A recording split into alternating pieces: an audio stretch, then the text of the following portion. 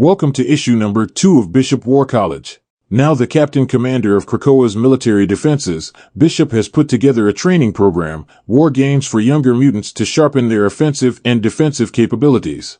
So with the help of Tempo, Bishop began to train his students in a time-warped space in the tunnels of Krakoa. However, mid-training, the Fenris twins and Orchis sprung a surprise attack.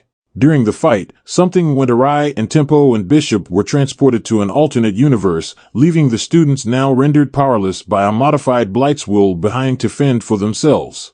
So with that said, this issue opens with Bishop awakening in an unknown but way too familiar surrounding, saying that he has traveled across time and space, more than he could even count. He has watched his loved ones die over and over again. He has won wars and lost wars. He saw empires rise and fall. He has even witnessed things no other mortal has ever witnessed. So because of all of that, he was under the assumption that he had basically seen it all. But this was something he wasn't ready for, because Scott Summers and Jean Grey were now black. So with Bishop now completely confused by what he was seeing, he quickly returned to his feet as he surveyed the area around him.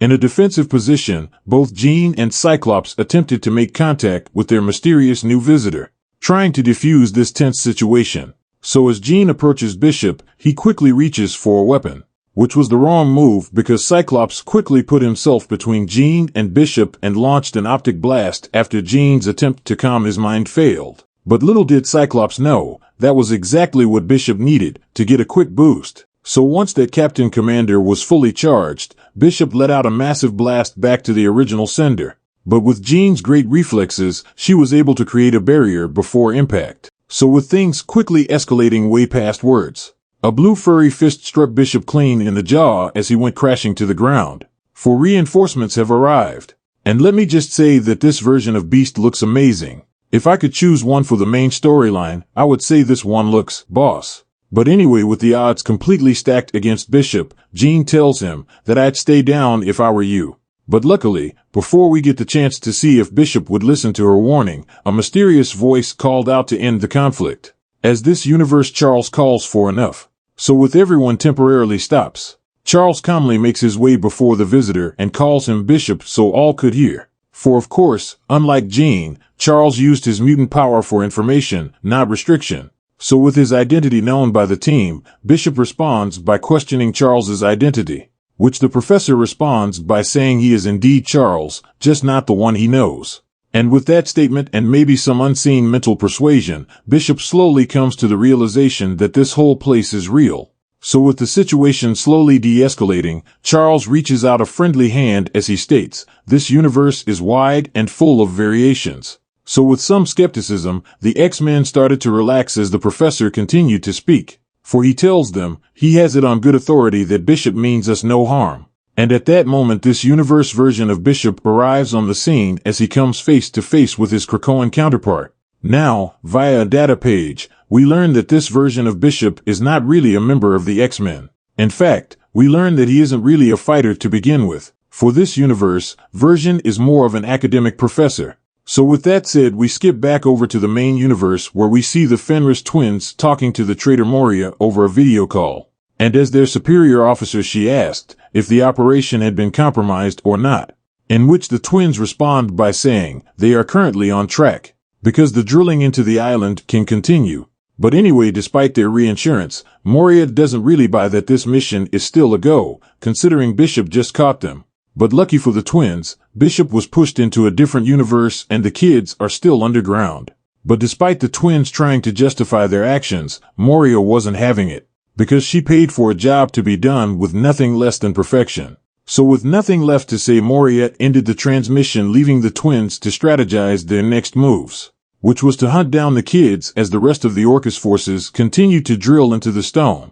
So with the twins on the hunt, we skip over to Bishop's students powerless and on the run. So as the kids navigate their way through the tunnels, tension begins to rise as arguments flare up between the Cam Long and Armor. But before things could get out of hand, Surge breaks up the fight, reminding everybody that everyone is in a rough situation and the only way out is together. So with cooler heads prevailing, Amass let everyone know that he has studied Blight's will, and from what he learned, this compound can have a powerful effect on mutants, like causing them to lose their powers.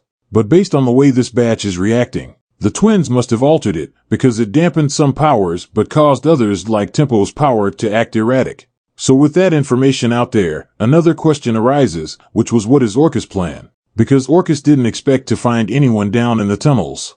Which means they bought the Blight for something else. Which is answered on the very next page via a data page.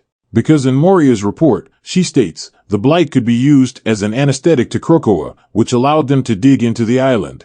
So getting back to the comic, Armor tells the team the best move is to get reinforcements, but unfortunately for her Cam Long was not on the same page as her, for he states what if they pull off whatever they came to do? What if they get away before anyone else stops them? Which is a good point because Serge agreed with Cam, because this was exactly what Bishop was training them for. But before they can all agree on a decision, the twins arrive, catching them all off guard. So in a burst of energy, the twins were able to take down all the kids in a single hit, with the exception of Cam Long and Amass. So in a desperate attempt, Cam lugged towards the twins, but with little effect, because with a single well-placed punch, Cam Long was sent flying toward Amass. Now due to the Blight effects, the two were fused together, creating a monstrous version of Amass. So with him being unable to control his gift, Amass went on a rampage that allowed him to absorb Andreas. Now with all hell breaking loose, no one was available to stop Amass as he charged the final twin. So with that said, this issue comes to an end.